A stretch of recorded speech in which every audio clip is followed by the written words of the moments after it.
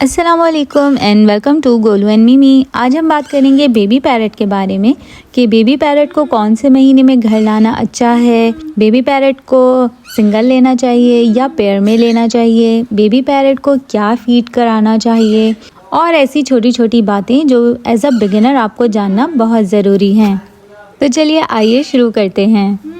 तो अगर आप बिगिनर हैं तो बेबी पैरट को घर लाने का बेहतरीन महीना फरवरी का है, जब सर्दियां जा रही होती हैं और बाहर का मौसम शुरू हो रहा होता है, क्योंकि सख्त सर्दी के दिनों में बेबी पैरट को ठंड से बचाना मुश्किल हो जाता है और जब गर्मियां शुरू हो जाती हैं तो बेबी पैरट को गर्मी से बचाना मुश्किल हो जाता है।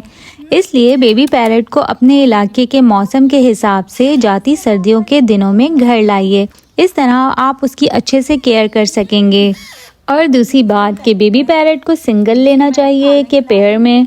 तो अगर आप बिगिनर हैं और अपने पैरट को कुछ सिखाना चाहते हैं, उसे बोलना सिखाना चाहते हैं, तो कोशिश करें कि सिर्फ एक पैरट ही घर लेकर आएँ और अच्छा होगा कि वो मेल पैरट हो, क्योंकि मेल पैरट बहुत आसानी से टेम हो जाते हैं, वो बहुत फ्रेंडली होते हैं और जब एक पैरट होता है तो वो आपकी तरफ तवज्जो देते हैं, आपकी बात गौर से सुनते हैं और सिर्फ आप ही से अटैच रहते हैं। जबकि अगर आप पैरट को पेयर में लेकर आते हैं तो वो दोनों अपने में ही मगन रहते हैं, अपना एक महाज बना लेते हैं, यूँ समझ लीजिए, और वो आपको फिर काटने को आते हैं और उनको टेम करना भी थोड़ा मुश्किल होता है, ख़ास तौर पर फीमेल पैरट को, क्योंकि फ़ीमेल पैरट काफ़ी अग्रेसिव होती है और वो इतनी आसानी से टेम नहीं हो पाती और उसको देखा देखी कभी कभार मेल पैरट भी अग्रेसिव हो जाता है। इसलिए अगर आप बिगिनर हैं तो एक ही पैरट घर लेकर आइए।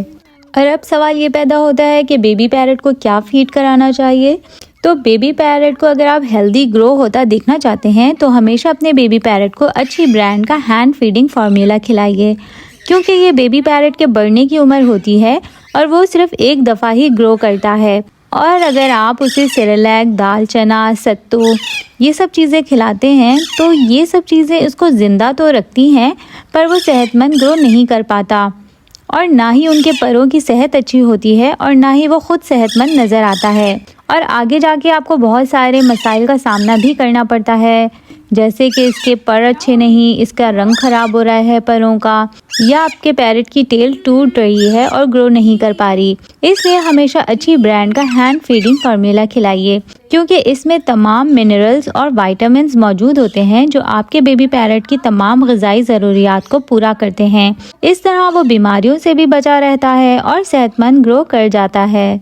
और हाँ, बेबी पैरट को घर लाने से पहले सारी तैयारी आप करके रखिए, यानी उसकी बास्केट तैयार करके रखिए जिसमें आपने उसको रखना है, उसका हैंड फीडिंग फार्मूला ख़रीद कर रखिए, उसकी सिरिंज बना कर रखिए, ताकि जब आपका बेबी पैरट घर आए तो वो एक टाइम भी भूखा ना रहे, क्योंकि बेबी पैरट को एक ही फीड पर रखा जाता है। अगर आप उसकी फीड बदलते रहेंगे तो उसका डाइजेशन ख़राब हो जाता है। तो कोशिश करें कि बेबी पैरट को शुरू से एक ही फीड कराएं। बेबी पैरट को कितने टाइम फीड कराना है, कितना कराना है, कैसे कराना है, ये जानिए अगले वीडियो में। वीडियो पसंद आई तो लाइक, शेयर और सब्सक्राइब करें। Thank you.